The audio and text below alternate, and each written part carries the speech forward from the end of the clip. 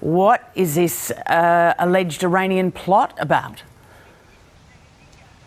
Well, reports have just emerged about this in the last hour or so, and it has since been confirmed by national security agencies that they have uncovered a plot. They're not sure, they're not saying when, by Iranian or Iran's regime to assassinate Donald Trump. They, of course, relayed that information to Secret Service agents ahead of the rally in Butler, Pennsylvania last week. They stress at this stage in their investigations they can see no link between this Iranian plot and the shooter, Thomas Matthew Crooks, although investigations are continuing.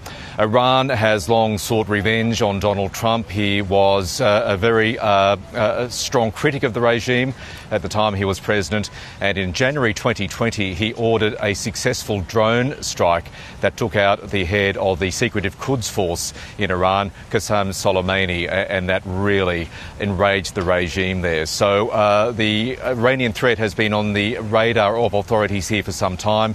They confirmed that threat sometime in the recent past, passed that information on to the Secret Service, and so, Lisa, obviously the question's being raised even more violently about the security lapses we saw at this rally, given that evidence the Secret Service had about this credible threat, how Thomas Crooks got so close to the former President of the United States. Michael, every day there just seems to be more questions on this front, and for the investigators as they wade through all of that.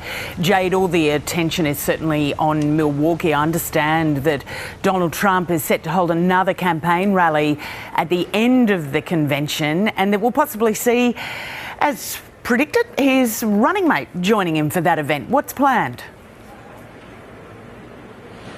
Yeah, this has been announced by Donald Trump that he and his vice presidential pick, JD Vance, will hold a rally in Michigan almost exactly 1 week since the assassination attempt. Now, it looks as though it's going to be held in an arena, so perhaps an indoor environment there. Obviously, there will be enormous security concerns given what happened over the weekend and given what Michael has been saying there about another alleged threat. Now, Michigan is a very pointed choice. It is one of probably just a handful of states that could end up deciding the outcome of the election, and it's one that Donald Trump likely hopes his chances have been boosted in through his picking of JD Vance, the senator from Ohio, as his running mate, given his personal history, his working class roots and his connection to that area. Now, that will come at the end of the Republican National Convention. It's pretty quiet here, as you can see at the moment. Things don't get started